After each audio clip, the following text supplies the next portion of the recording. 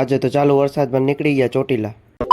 રાતના 10 જેવું વાગ્યું હતો અને અમે 4 ભાઈબંધ નીકળી ગયા ચોટીલા જવા. અને મિત્રો રસ્તામાં વરસાદ એટલો ચાલુ હતો કે કઈ ક્લિપ ઉતારવાનો ટાઈમ મળ્યો નહીં અને અમે જોતમાં પહોંચી ગયા ભાઈલા મોગલધામ. અને ત્યાં જતા અમને દોગેશભાઈ મળી ગયા જે ખુદના જ મોઢેથી ખુદનો જ પગ ખાતા હતા. આ તો ક્લિપ ઉતારે છે, એટલે હરખો બેહવા દે હરખો આવી જાવ ક્લિપમાં. એટલે હવે પાડ ફોટો.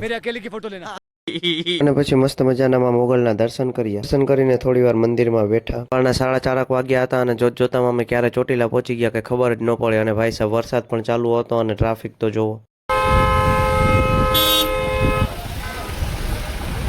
અને બસમાંથી ઉતરીને મોઢું વિસરીને પેલા જ ચાનો કોટો ચડાવી લીધો. અને અમે પોચા પગે ગેટમાં એન્ટ્રી લઈ લીધી અને વરસાદ પણ અમારી જોડે ક્યારે અમદાવાદથી આવી ગયો કે ખબર ન પડી. અને પછી નાળિયેર અગરબત્તી અને પ્રસાદી લઈને અમે આગળ ગયા. આ તો હું હાલીને કોઈ દી ના જાઉં પણ મારી ફોર્ચ્યુનર ગેરેજમાં પડી એટલે હાલીને જવું પડે.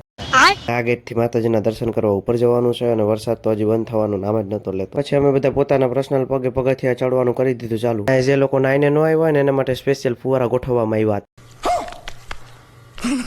અમે સીડી ચાલતા હતા ત્યાં તો અમને હાવ જ દેખાઈ ગયો.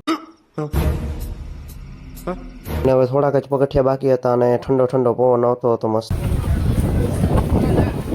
અને ફાઇનલી હવે મંદિરે પહોંચી ગયા હતા અને કોના મંદિરે આવ્યું છે જરા કોમેન્ટ કરી દેજો. અને મંદિરની અંદર જઈને માતાજીના દર્શન કર્યા અને આજે પૂનમ હોવાના કારણે ભીડ પણ બહુ જ હતી.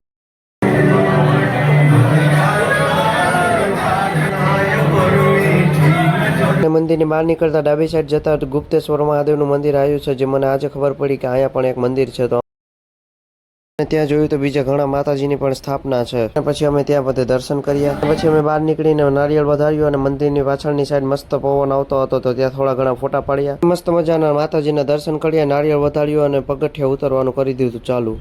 અને મિત્રો વરસાદ તો હજી બંધ થવાનું નામ જ નતો લેતો. પછી અમે થોડુંક ત્યાંની બજાર ફર્યા. જોતમાં બીજો દિવસ પણ ઉગી ગયો હતો અને અંજવાળું પણ થઈ ગયો હતો. તો બધાને ગુડ મોર્નિંગ અને જય માતાજી. હજી બસને ઉપરવાની વાર હતી તો અમે ચાનો કોટો ચડાવી લીધો. બસ તો આ મિની બ્લોગ અહીંયા સુધી જ. જો વિડીયો ગમ્યો હોય તો લાઈક કોમેન્ટ શેર કરી દેજો અને મારી યુટ્યુબ ચેનલને સબસ્ક્રાઇબ કરવાનું ભૂલતા નહીં. તો મળીએ કોઈ બીજા મિની બ્લોગ સાથે. ત્યાં સુધી બધાને રામ રામ.